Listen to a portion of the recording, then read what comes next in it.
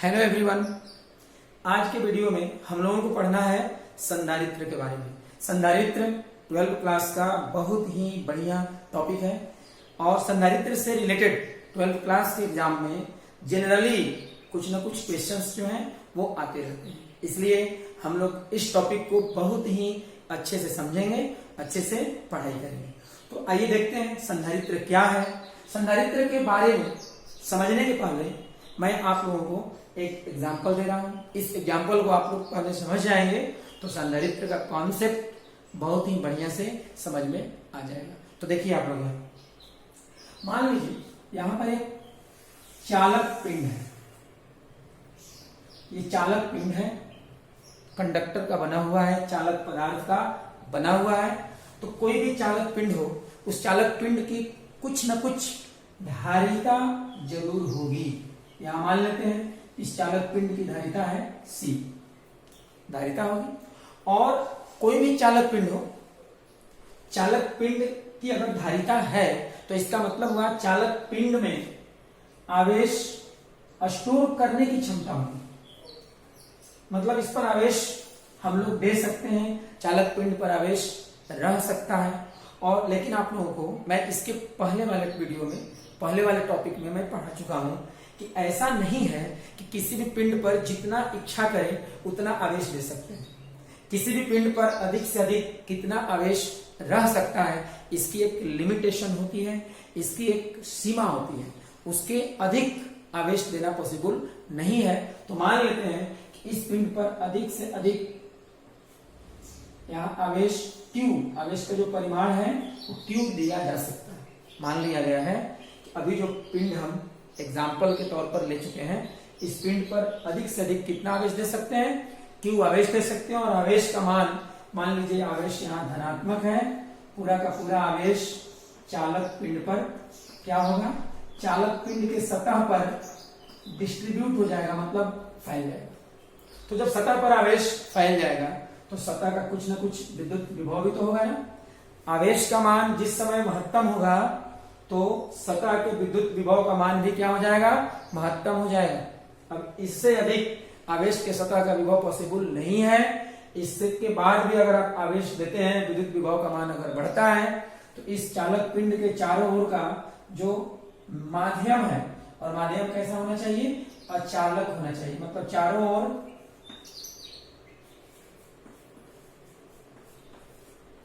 अचालक पदार्थ होना चाहिए।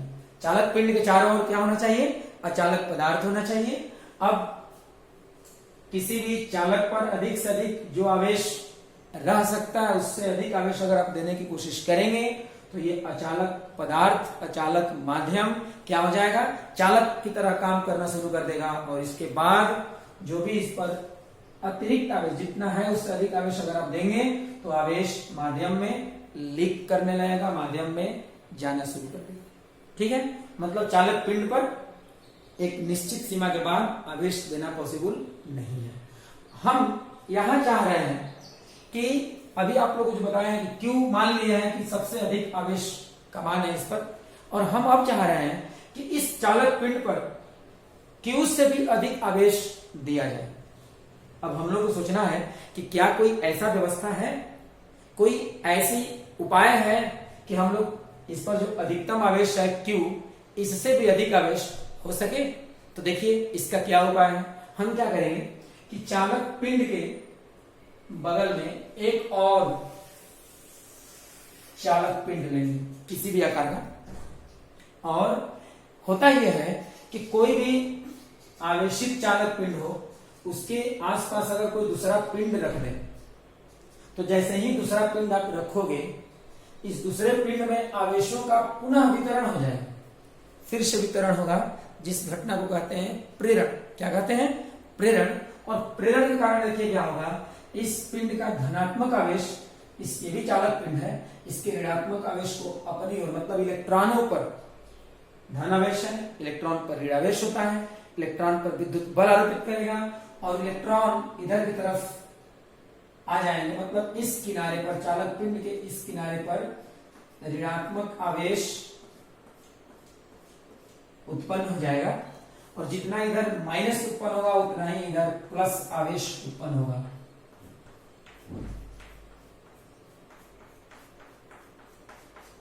एक तरफ ऋण आवेश, दूसरी तरफ धन आवेश। इन आवेशों को कहते हैं प्रेरित आवेश। कौन आवेश कहेंगे? प्रेरित आवेश कहते हैं, क्योंकि ये प्रेरण के कारण उत्पन्न हुआ है। पूरा चालक पिंड अगर कहेंगे तो अभी भी उदासीन है।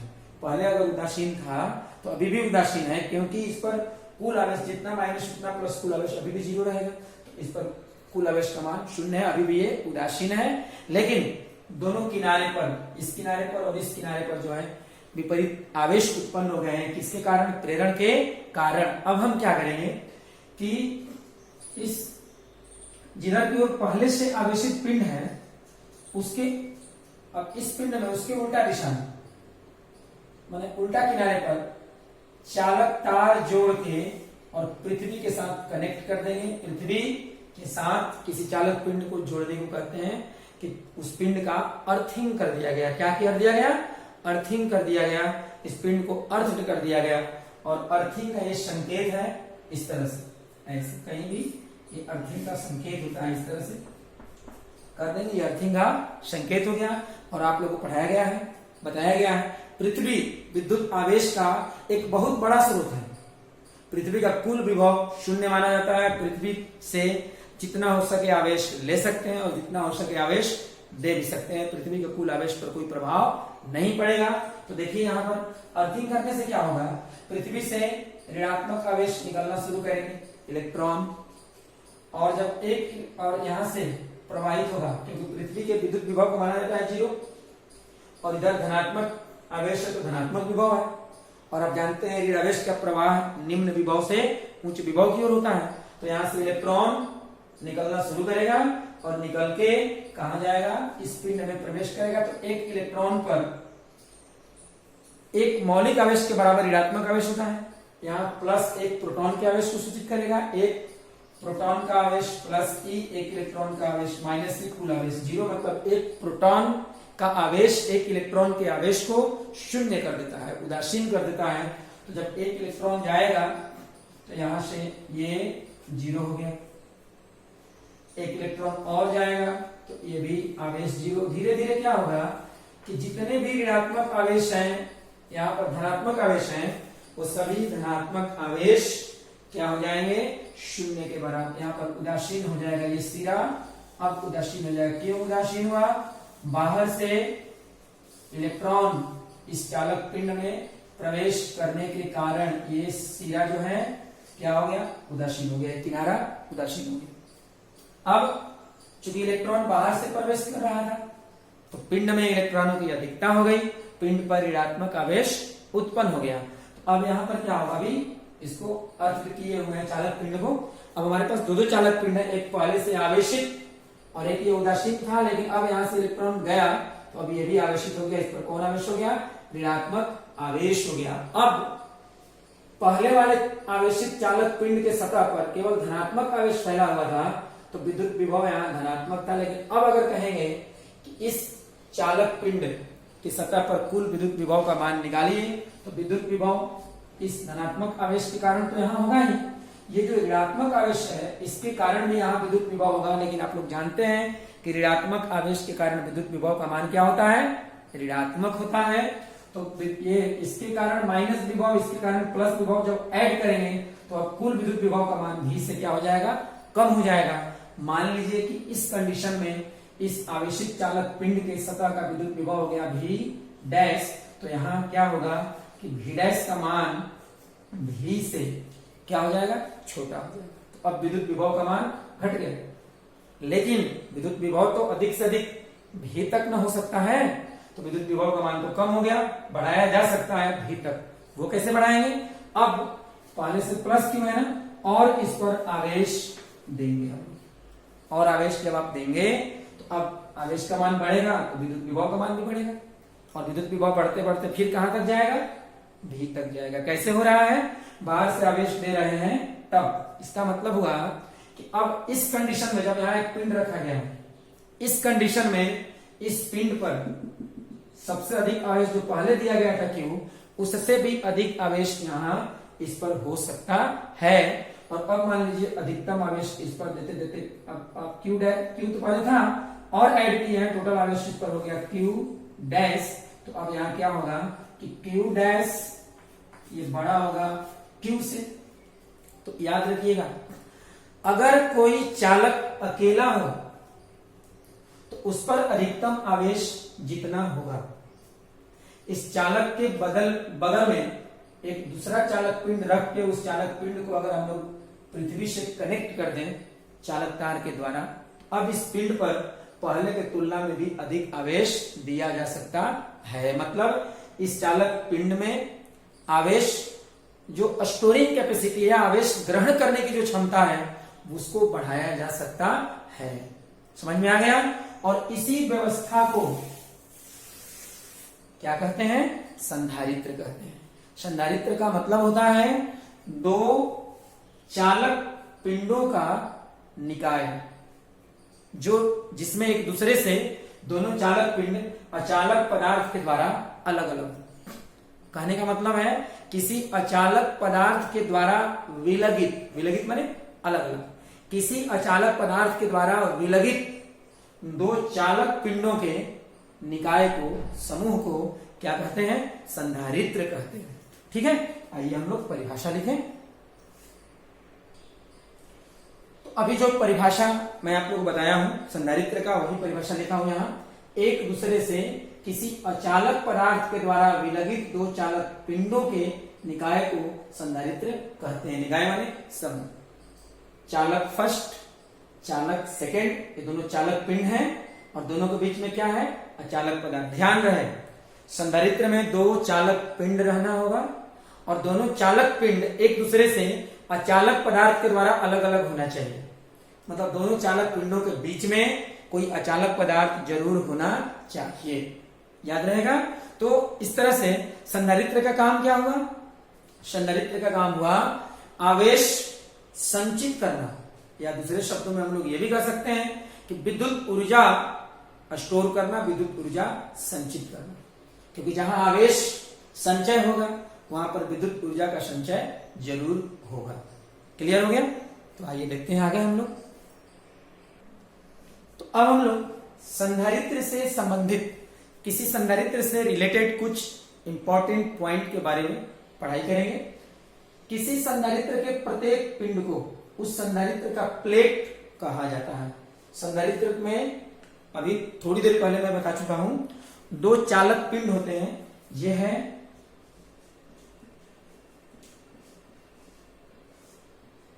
चालक फर्स्ट और ये हो गया चालक सेकंड, और बीच में क्या रहेगा? अचालक पदार्थ। अभी याद रखिएगा, इसको भूलना नहीं है। संधारित्र के दोनों जो चालक पिंड हैं उनके बीच में जरूर अचालक पदार्थ होना चाहिए। मतलब संधारित्र के दोनों चालक पिंड एक दूसरे से जुड़े हुए नहीं होना चाहिए, अलग होना चाहिए। तो संधारित्र में जो दोनों चालक पिंड होते हैं, प्रत्येक चालक पिंड को संधारित्र का क्या कहते हैं?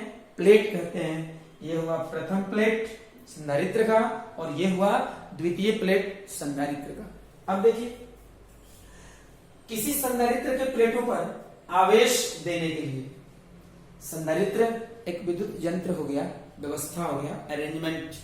तो इसका यूज तब तक नहीं है जब तक संधारित्र के प्लेटों पर कोई आवेश न दिया जाए। तो किसी भी संधारित्र के दोनों प्लेटों पर आवेश देने के लिए क्या करते हैं? एक बैटरी लेंगे या एक सेल लेंगे। सबसे सेलों के समूह को बैटरी कहते हैं। तो एक सेल लेंगे, सेल का संकेत दो समानांतर रेखाएं खींचेंगे, एक बड़ी और एक छोटी। एक टर्मिनल माने सिरा ये और एक सिरा ये जो बड़ी लाइन है, ये धनात्मक सिरा को व्यक्त करने के लिए है और छोटी लाइन के द्वारा क्या व्यक्त होगा? ऋणात्मक सिरा। तो बैटरी के प्लस सिरा को संधारित्र के दोनों में से एक प्लेट के साथ कनेक्ट कर देंगे और माइनस सिरा को क्या करेंगे? दूसरे प्लेट के साथ कनेक्ट कर देंगे। हो गया? अब देखिए क्या होगा। प्रारंभ में दोनों में से किसी भी चालक पर कोई भी आवेश नहीं है। इस पर भी आवेश शून्य, इस पर भी आवेश शून्य, तो आवेश शून्य, तो चालक का विभव क्या हो गया, 0। यहाँ धनात्मक सिरा है ना, तो यहाँ विभव हो गया प्लस। आप लोग तो पढ़े हैं किसी भी चालक में, चालक ऐसे याद रखिएगा, हम लोग जब चालक बहुत तरह के होते हैं, लेकिन हम लोग जब चालक कहेंगे तो हम लोग को एक ही चालक के बारे में समझना है अभी, धात्विक चालक। जो चालक धातु के द्वारा निर्मित हो, धातु के द्वारा बना हुआ हो। और धात्विक चालक में क्या होता है कि बहुत सारे मुक्त इलेक्ट्रॉन होते हैं, जिन्हें कहा जाता है चालन इलेक्ट्रॉन, कंडक्शन इलेक्ट्रॉन अंग्रेजी में कहते हैं, मोबाइल इलेक्ट्रॉन भी कहते हैं, ठीक है। और उन्हीं को फ्री इलेक्ट्रॉन या मुक्त इलेक्ट्रॉन भी कहते हैं। किसी भी चालक में दो तरह के इलेक्ट्रॉन होते हैं, एक मुक्त इलेक्ट्रॉन और एक बाउंड इलेक्ट्रॉन। ये जो बाउंड इलेक्ट्रॉन है ये अपने अपने परमाणु के अंदर ही रहेंगे, परमाणु के अंदर होते हैं, और ये नाभिक के द्वारा जो इलेक्ट्रॉन पर आकर्षण बल लगता है उसके द्वारा बंधे हुए रहते हैं। मतलब ये पूरे चालक में इधर उधर भ्रमण करने के लिए स्वतंत्र नहीं होते हैं। लेकिन जो मुक्त इलेक्ट्रॉन होते हैं ये क्या होते हैं कि धातु का जब निर्माण होता है तो निर्माण के समय धातु के जितने भी परमाणु हैं उनसे कुछ इलेक्ट्रॉन जो जिन्हें संयोजी इलेक्ट्रॉन कहते हैं अपने अपने परमाणु से अलग हो जाते हैं और पूरे धातु में इधर उधर भ्रमण करने के लिए स्वतंत्र होते हैं। और इन्हीं मुक्त इलेक्ट्रॉनों के उपस्थिति के कारण कोई भी धातु चालक की तरफ आचरण करता है। याद रहेगा। तो यहाँ पर चालक में क्या होगा, बहुत सारे मुक्त इलेक्ट्रॉन होंगे और इलेक्ट्रॉन पर ऋणावेश होता है। ऋणावेश का प्रवाह निम्न विभव से उच्च विभव की ओर होता है। तो प्रारंभ में यहाँ आवेश 0 है तो विभव 0, लेकिन इधर धनात्मक तो 0 प्लस से कम होगा, तो निम्न से उच्च की ओर इलेक्ट्रॉन यहां से निकलना शुरू करेंगे। एक इलेक्ट्रॉन जैसे ही निकला, इस चालक पर इलेक्ट्रॉन की कमी होती है ना, तो अब यहाँ एक प्लस आवेश उत्पन्न हो जाएगा। क्योंकि उदासीन अवस्था में क्या होता है कि किसी भी वस्तु में जितना प्रोटॉन उतना ही इलेक्ट्रॉन, एक प्रोटॉन एक इलेक्ट्रॉन को उदासीन कर देता है, तो जितना प्रोटॉन उतना इलेक्ट्रॉन, तो कुल आवेश 0। लेकिन एक इलेक्ट्रॉन जब निकला तो एक प्रोटॉन अकेला रह गया, उसका आवेश प्लस आवेश वस्तु पर धन आवेश के रूप में उत्पन्न हो जाएगा, तो एक प्लस हो गया। अब ये आएगा यहां तक, लेकिन अब आप कहेंगे इलेक्ट्रॉन तो यहां आ गया लेकिन इधर प्लस है और ये माइनस है, तो इलेक्ट्रॉन पर ऋणावेश है, धन विभव से प्लस विभव से माइनस विभव की ओर, उच्च विभव से निम्न विभव की ओर इलेक्ट्रॉन का प्रवाह तो होता नहीं है, तो फिर ये इलेक्ट्रॉन इधर कैसे बढ़ेगा। तो देखिए जो सेल होता है, सेल या बैटरी, ये आवेशों के लिए मोटर का काम करता है। किसका काम करेगा, मोटर का। और मोटर का काम होता है कि नेचर के विरुद्ध काम करना। जैसे हमारे घरों में जो इलेक्ट्रिक मोटर लगा होता है वो वाटर को नीचे से ऊपर ले जाता है, मतलब पानी को निम्न गुरुत्वीय स्थितिज ऊर्जा की अवस्था से उच्च गुरुत्वीय स्थितिज ऊर्जा में ले जाएगा, और वहां से निम्न से उच्च की ओर पानी को ले जाना हो तो वहां पर एनर्जी खर्च करना पड़ता है। मोटर एनर्जी खर्च करके और पानी को नीचे से ऊपर ले जाएगा। नेचर के विरुद्ध अपने आप नीचे से ऊपर पानी का जाना संभव नहीं है, लेकिन छत से पानी अगर गिराना हो तो वहां किसी मोटर की जरूरत नहीं है, वहां से अधिक अपने से नीचे आ जाएगा। मतलब उच्च गुरुत्वीय स्थितिज ऊर्जा की अवस्था से निम्न गुरुत्वीय स्थितिज ऊर्जा की अवस्था में किसी पदार्थ को भेजना हो तो वहां अपने आप गति होगी। उसी तरह से यहां होता है विद्युत आवेश उच्च विद्युत स्थितिज ऊर्जा की अवस्था से निम्न विद्युत स्थितिज ऊर्जा की अवस्था में स्वयं गति करेगा। आगे पढ़ना है हम लोगों को, करंट जब पढ़ेंगे वहां विद्युत वाहक बल पढ़ेंगे तो वहां डिटेल में अभी ज्यादा यहाँ पर मैं नहीं बताऊंगा। बस इतना समझ लीजिए कि जो सेल या बैटरी जो होता है उसका काम ही है आवेश जिधर से जिधर न जाए उधर से उधर भेज देना। जैसे यहाँ पर ऋण आवेश है, उच्च विभव से निम्न विभव की ओर अपने से नहीं जाएगा, लेकिन ये सेल इसको उच्च विभव से निम्न विभव की ओर लेके चला जाएगा। इससे यही कारण है कि सेल जब नेचर के उल्टा काम करेगा तो कुछ समय के बाद सेल क्या होता है, डिस्चार्ज हो जाता है। सेल की जो एनर्जी है वो आवेशों को प्रकृति के विरुद्ध ले जाने में खर्च हो जाता है। ठीक है, तो यहाँ पर ये सेल इलेक्ट्रॉन को उच्च विभव से निम्न विभव की ओर लेके चला गया, तो इलेक्ट्रॉन यहाँ आ गया। और एक बार जब यहाँ आ गया निम्न विभव की अवस्था में, इस चालक का विभव तो शुरू में शून्य है क्योंकि आवेश यहाँ है नहीं, तो ऋणात्मक विभव शून्य से तो छोटा होगा, इलेक्ट्रॉन पर ऋण आवेश है, तो फिर यहाँ से निम्न विभव से उच्च विभव की ओर अपने आप इलेक्ट्रॉन का प्रवाह होगा और यहाँ से इलेक्ट्रॉन इसमें चला आएगा। इलेक्ट्रॉन जैसे ही एक आया तो तुरंत यहाँ माइनस आवेश। तो हम लोग क्या देख रहे हैं कि अगर एक इलेक्ट्रॉन यहाँ से गया तो इस पर एक प्लस और इस पर उतना ही के बराबर माइनस। एक इलेक्ट्रॉन अगर और निकल जाए, एक और प्लस, एक और माइनस, एक और प्लस, एक और माइनस, यहां पर प्लस, यहां माइनस। तो हम लोग क्या देख रहे हैं कि संधारित्र के एक प्लेट पर जितना धनात्मक आवेश उत्पन्न हो रहा है, दूसरे प्लेट पर उतना ही परिमाण का ऋणात्मक आवेश उत्पन्न होता है। अगर इस पर प्लस स्मॉल क्यू आवेश उत्पन्न होगा तो इस पर माइनस स्मॉल क्यू आवेश उत्पन्न होगा। इसका मतलब ये हुआ कि किसी भी संधारित्र का जो नेट आवेश है, कुल आवेश अगर निकालेंगे तो प्लस स्मॉल क्यू और माइनस स्मॉल क्यू को ऐड करेंगे तो क्या हो जाएगा, शून्य हो जाएगा। किसी भी संधारित्र का कुल आवेश 0 के बराबर हो जाता है। क्लियर हो गया? तो यही यहाँ लिखा हुआ है, किसी संधारित्र के प्लेटों पर आवेश देने के लिए उस संधारित्र के दोनों में से एक प्लेट को किसी बैटरी के धनात्मक सिरा के साथ जोड़ दिया जाता है तथा दूसरे प्लेट को उसी बैटरी के ऋणात्मक सिरा के साथ जोड़ दिया जाता है। फलस्वरूप क्या होगा, बैटरी के धनात्मक सिरा के साथ संधारित्र के जुड़े हुए प्लेट पर धनात्मक आवेश उत्पन्न हो जाता है तथा उस बैटरी के ऋणात्मक सिरा के साथ संधारित्र के जुड़े हुए प्लेट पर समान परिमाण का ऋणात्मक आवेश उत्पन्न हो जाता है। समझ में आ गया? आगे पढ़ते हैं। फिर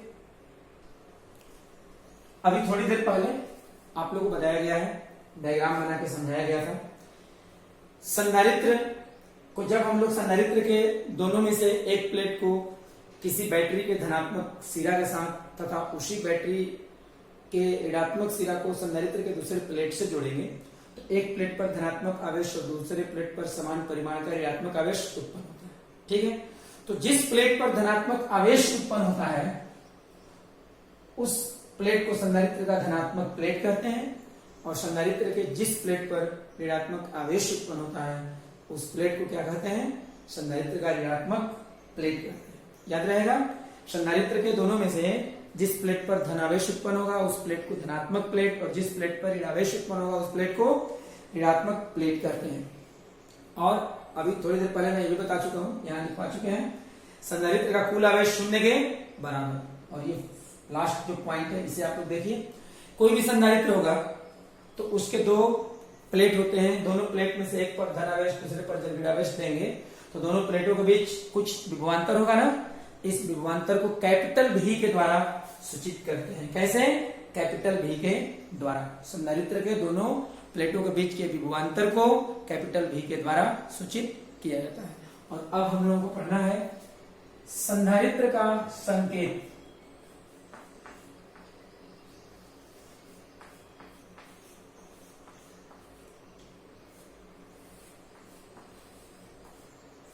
संधारित्र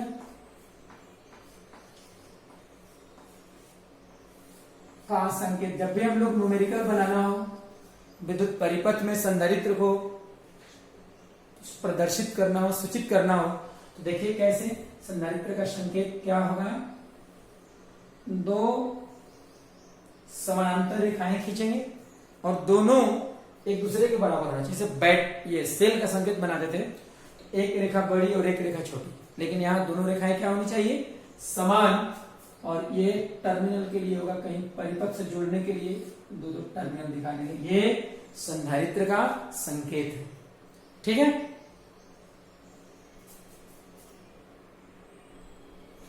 तो अब हम लोग पढ़ेंगे किसी संधारित्र की धारिता के बारे में। ठीक है, संधारित्र की धारिता याद है, आप लोग पढ़े थे, कोई चालक पिंड हो तो चालक पिंड की धारिता के बारे में पढ़े थे। तो हम लोग पहले पढ़ चुके हैं चालक पिंड की धारिता के बारे में, लेकिन आज पढ़ना है संधारित्र की धारिता के बारे में। संधारित्र मान लेते हैं, यहां संधारित्र में दो प्लेट होते हैं और दोनों प्लेट वास्तव में क्या होते हैं, दो चालक पिंड होते हैं और बीच में अचालक पदार्थ होता है। मतलब संधारित्र के दोनों प्लेट किसी अचालक पदार्थ के द्वारा एक दूसरे से अलग होते हैं।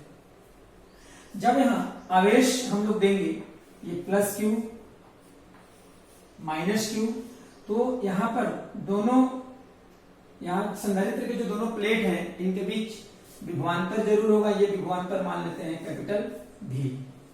तो देखिए यहाँ एक्सपेरिमेंट के द्वारा, प्रयोगों के द्वारा ये देखा जाता है कि संधारित्र के प्रत्येक प्लेट पर आवेश का जो परिमाण होता है, आवेश का परिमाण Q, संधारित्र के प्रत्येक प्लेट पर आवेश का जो परिमाण है संधारित्र के दोनों प्लेटों के बीच के विभवांतर के समानुपाती होता है। मतलब ये Q विभवांतर से संबंधित है। कैसे? Q समानुपाती भी। मतलब आवेश के दोनों प्लेटों के बीच में जितना ही अधिक विभवांतर हो सकता है, दोनों प्लेटों पर उतना ही अधिक आवेश उत्पन्न हो सकता है। ठीक है, तो जब Q समानुपाती भी, तो Q बराबर हो जाएगा C भी। C क्या है? समानुपाती का नियतांक। या समानुपाती के नियतांक को कैपिटल C के द्वारा सूचित करते हैं, और इसी C को, जो समानुपाती का नियतांक है, संधारित्र के लिए क्या कहते हैं? धारिता कहते हैं। समझ में आ गया? तो आइए देखते हैं फिर आगे। तो अभी जो बात मैं यहां समझाया हूं वही यहां पर लिख चुके हैं, आप लोग भी लिखेंगे इसको। प्रयोगों से यह प्राप्त होता है कि इसी संधारित्र के प्रत्येक प्लेट पर स्थित आवेश का परिमाण उस संधारित्र के दोनों प्लेटों के बीच के विभवांतर के समानुपाती होता है। अर्थात देखेंगे यहां Q समानुपाती भी। Q क्या है? संधारित्र के प्रत्येक प्लेट पर स्थित आवेश का परिमाण है, और भी दोनों प्लेटों के बीच का विभवांतर है। और अब यहां से Q इक्वल टू C भी, जहां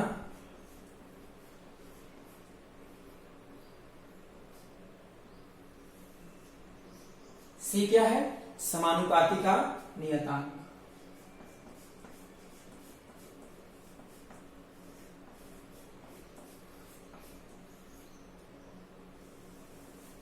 समानुपाती का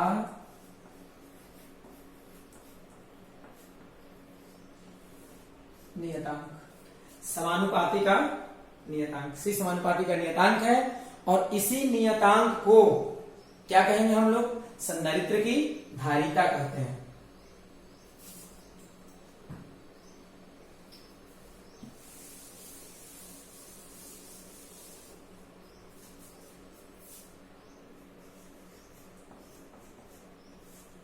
इस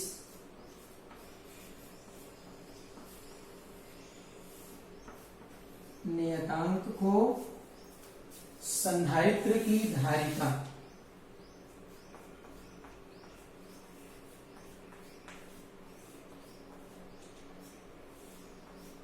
संधारित्र की धारिता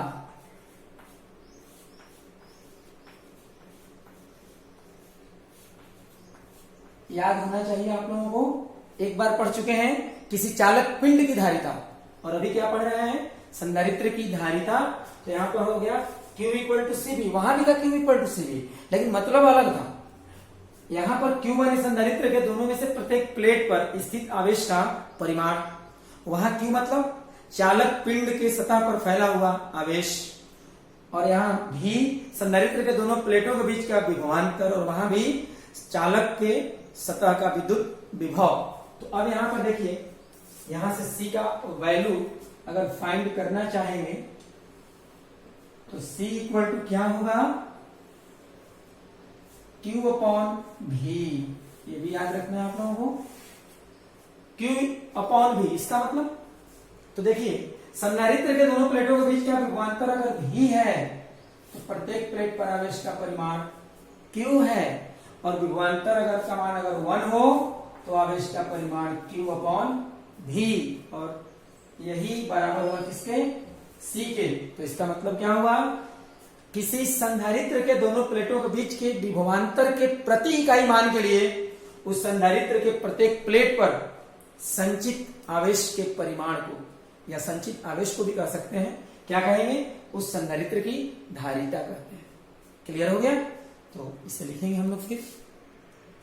अब देखिए यहां जो डेफिनेशन लिखा गया है, किसी जो समझाया है वही लिखा हुआ है यहाँ, किसी संधारित्र के दोनों प्लेटों के बीच के विभवांतर के प्रति इकाई मान के लिए उस संधारित्र के प्रत्येक प्लेट पर संचित आवेश को उस संधारित्र की धारिता कहते हैं। रियल में होना चाहिए यहाँ संचित आवेश के परिमाण को, लेकिन हम लोग यहाँ लिखेंगे संचित आवेश को, लेकिन समझना है क्या, आवेश के परिमाण को। ठीक है, तो धारिता, धारिता मतलब संधारित्र की धारिता मतलब संधारित्र के दोनों प्लेटों के बीच के विभवांतर के इकाई मान के लिए संधारित्र के प्लेट प्रत्येक प्लेट पर संचित आवेश। धारिता का मान जितना ही अधिक, प्रत्येक प्लेट पर संचित आवेश का मान भी उतना ही अधिक, और धारिता का मान जितना ही कम, प्रत्येक प्लेट पर उतना ही कम आवेश संचय हो सकता है। क्लियर हो गया? अब हम लोग संधारित्र से संबंधित कुछ इंपॉर्टेंट पॉइंट के बारे में समझेंगे, पढ़ेंगे। तो फर्स्ट पॉइंट है, किसी संधारित्र की धारिता का मान Q या V पर निर्भर नहीं करता। देखिए आप लोग थोड़ी देर पहले पढ़े अभी, C = Q/V। Q क्या है? संधारित्र के प्रत्येक प्लेट पर स्थित आवेश का परिमाण है, और V क्या है? संधारित्र के दोनों प्लेटों के बीच का विभवांतर है। C = Q/V। देखने में तो ये लगेगा कि C का जो मान है वो Q पर भी डिपेंड करेगा और V पर भी, लेकिन वास्तव में संधारित्र की धारिता का मान Q या V दोनों में से किसी पर डिपेंड नहीं करता है, लेकिन जब होगा तो C Q और V के अनुपात के बराबर होगा। कहिएगा ऐसा क्यों? क्योंकि अभी पढ़े आप लोग Q समानुपाती V, समानुपाती का रिलेशन है। इस कारण से क्या होगा कि अगर V का मान दोगुना हो जाए तो Q का मान भी यहां दोगुना होगा। अब जब अनुपात निकालेंगे आप, ये तो कैंसिल हो जाएगा ना, और क्या रह जाएगा? Q/V रह जाएगा। क्लियर हुआ? तो यहां C = Q/V, यहां C का मान Q या V पर डिपेंड नहीं करेगा, लेकिन जब होगा तो Q और V के अनुपात के बराबर होगा। अब यहां सोचना है कि जब धारिता का मान Q या V पर डिपेंड नहीं करेगा तो आखिर डिपेंड करेगा किस पर? तो देखिए तीन बातों पर डिपेंड करता है। फर्स्ट, किसी संधारित्र की धारिता का मान उस संधारित्र के प्लेटों के आकार एवं आकृति पर निर्भर करता है। आगे पढ़ेंगे हम लोग तो वहां समझेंगे कि कैसे आकार एवं आकृति पर धारिता का मान डिपेंड करता है। दूसरा, उस संधारित्र की दोनों प्लेटों के बीच की दूरी पर डिपेंड करता है। संधारित्र के दोनों प्लेटों के बीच की दूरी कम हो जाए या अधिक हो जाए तो धारिता के मान में भी परिवर्तन हो जाएगा। और उस संधारित्र की दोनों प्लेटों के बीच स्थित अचालक पदार्थ, अचालक पदार्थ को परावैद्युत पदार्थ भी कहते हैं, तो संधारित्र के दोनों प्लेटों के बीच स्थित अचालक पदार्थ की प्रकृति पर भी संधारित्र के धारिता का मान डिपेंड करता है। ठीक है, ये सब हम लोगों को इसी टॉपिक में आगे नेक्स्ट नेक्स्ट वीडियो में जब हम लोग पढ़ेंगे तो वहां पर ये सब समझ में आएगा। आज का लास्ट टॉपिक है संधारित्र के प्रकार। हम लोग संधारित्र के बारे में तो समझ गए, पढ़ लिए। अब हम लोग को पढ़ना है संधारित्र कितने प्रकार के होते हैं। 3 प्रकार के संधारित्र होते हैं, समानांतर पट्टिका संधारित्र, गोलीय संधारित्र और बेलनाकार संधारित्र। यहां जो प्रकार है संधारित्र के प्लेटों के आकार के आधार पर दिया गया, आकृति के आधार पर। प्लेटों के शेप, प्लेटों की जो शेप है, आकृति है, वो किस तरह की है, इसी पर संधारित्र को 3 भागों में बांटा गया है। समानांतर पट्टिका संधारित्र, पट्टिका मतलब प्लेट, ठीक है। इसमें संधारित्र के प्लेट समतल होते हैं, एक दूसरे के समानांतर होते हैं।